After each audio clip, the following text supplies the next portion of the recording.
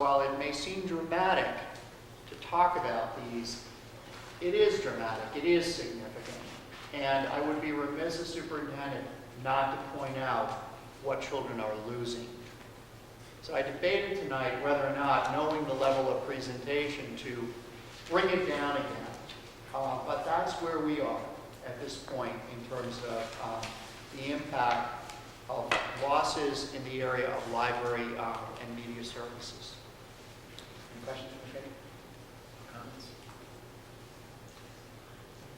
Just briefly, the library really should be the heart and soul of every educational institution.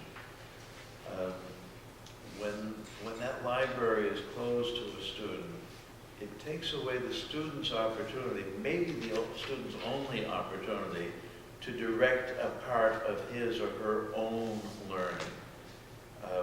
And every one of us is unique.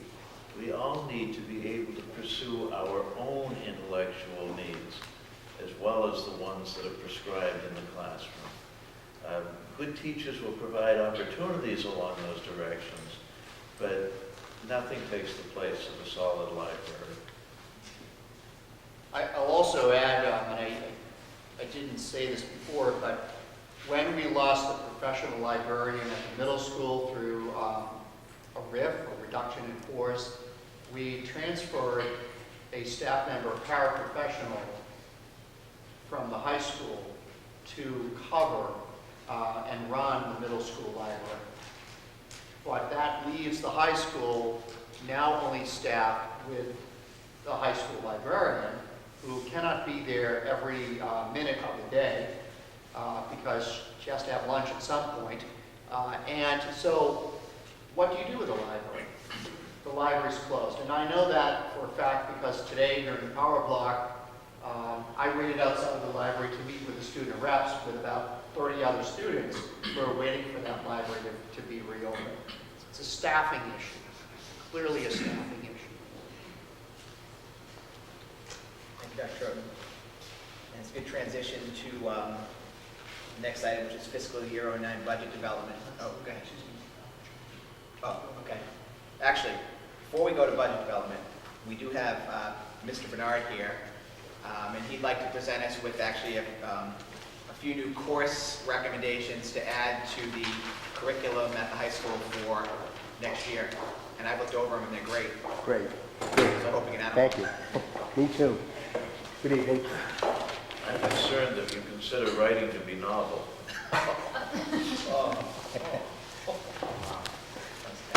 It's nice to see you all. Thank you for having me tonight. I brought the Director of Curriculum and Technology, Ms. Bodwin, with me tonight too, because some of the initiatives that we're proposing this evening have been brought before the Curriculum Council, so I think she may have some information that might be helpful for you all as well.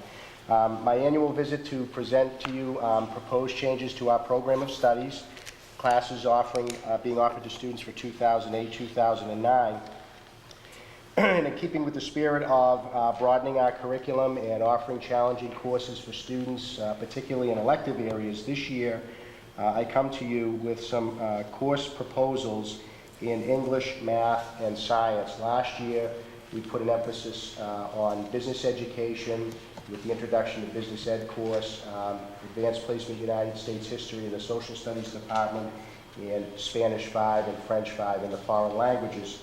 This year, generated out of both faculty interest and student interest, I'm happy to say that a great deal of work has been done on the part of the staff to develop courses in English, the novel writing course, in math, Algebra 1, Part 2, and a probability and statistics course at the honors level, and also a physical science course.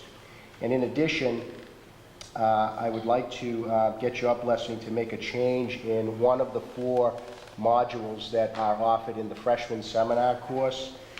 We believe that there's really a kind of two byproducts of that change. One would be that our guidance counselors who currently teach one of those modules and the school psychologists could be removed from that to do some of the things that are outlined in the handout that I believe you all have.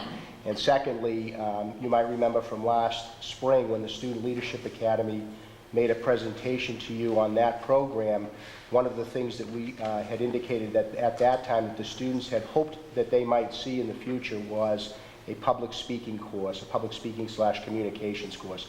That's my proposal for the 4th module in the freshman seminar. So what that would mean is that in addition to a writing skills development module and a study skills development module, students would have an opportunity to develop their public speaking and communication skills. So with that, those are that's a summary of the proposed new courses. We also, as a staff, that is the curriculum chairs, the assistant principal and I have worked on developing an outline of expectations of students both for courses at the honors level and at the advanced placement level. Last year, the program of studies had already gone to press, and I was not able to include that information in the booklet. But what I did do was I mailed that home to parents. We've refined it a little bit from last year to this year, but we think as parents and students review the course selection process, that is, what are the things that they should be considering as they elect courses for the next school year. I believe it's important that we give them an overview of what some of the expectations are for those courses at the higher level so that it's clear to them what they can expect when they enroll in those courses, coupled with things like their own abilities, teacher recommendation, and interests. So that's some information that we hope to have included in the book, so it's another place for them to review that. Questions from the, any comments? Mr. Chairman? I read through carefully the comments about the guidance program, and I agree with everything in it. But it does raise a concern, because if you take the guidance counselors out of the classroom, it reduces your teaching staff by, not a lot, but you're already overstretched. That's true. And I think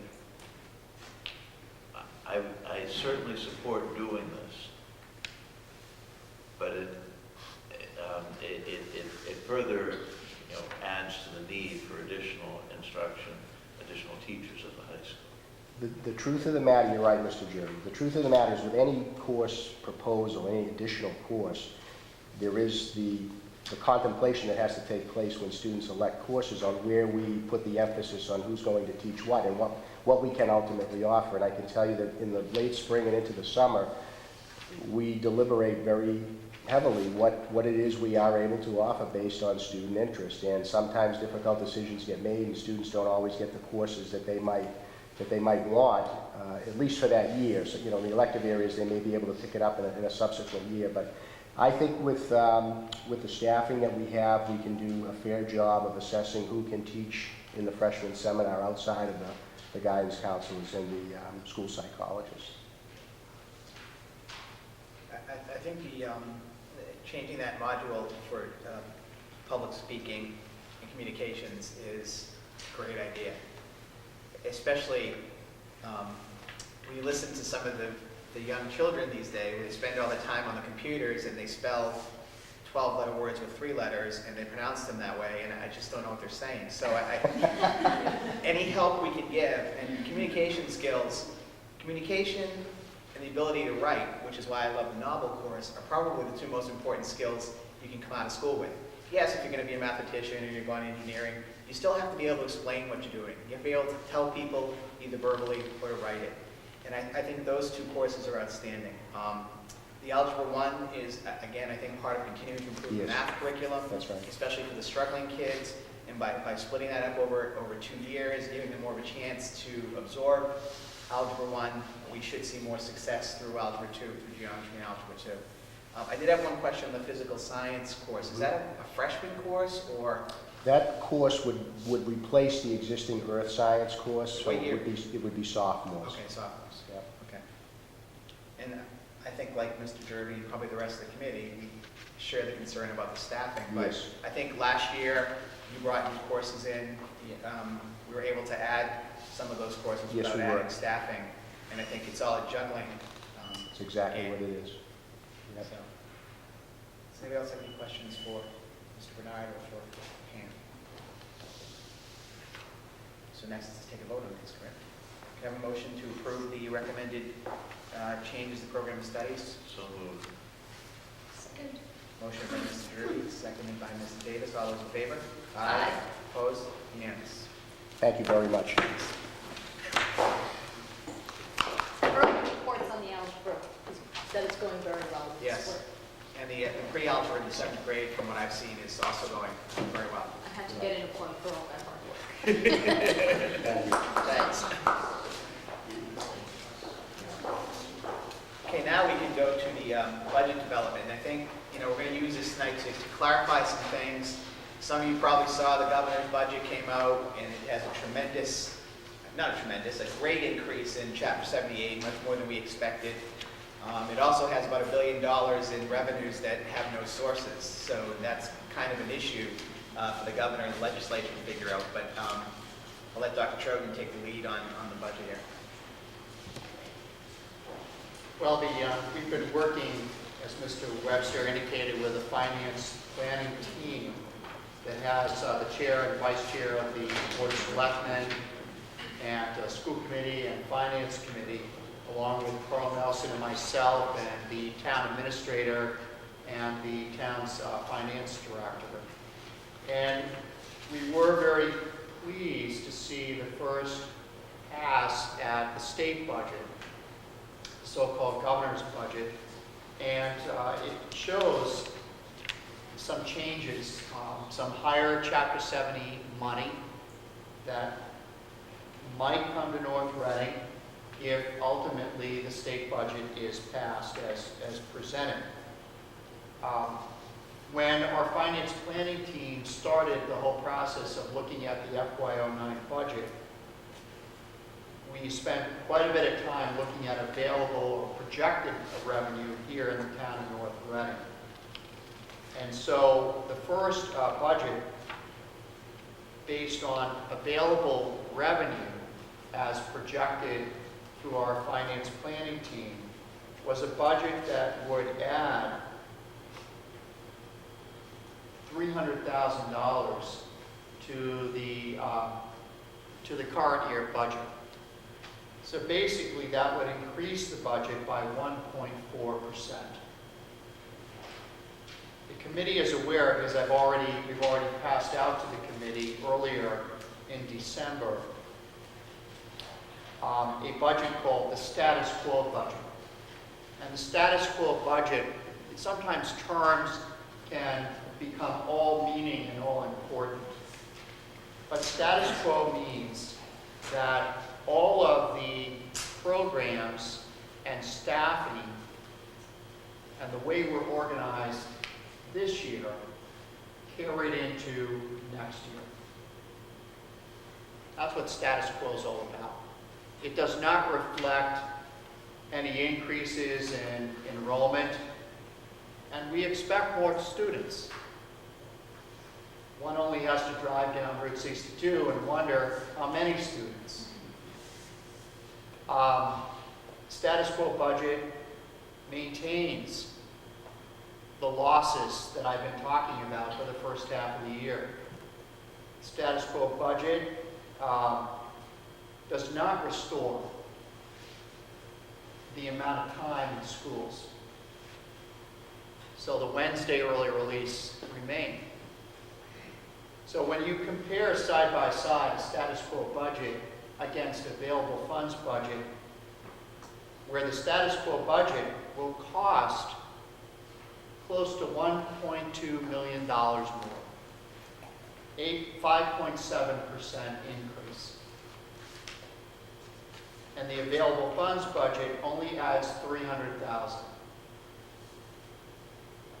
So it would mean that we would need to reduce $885,000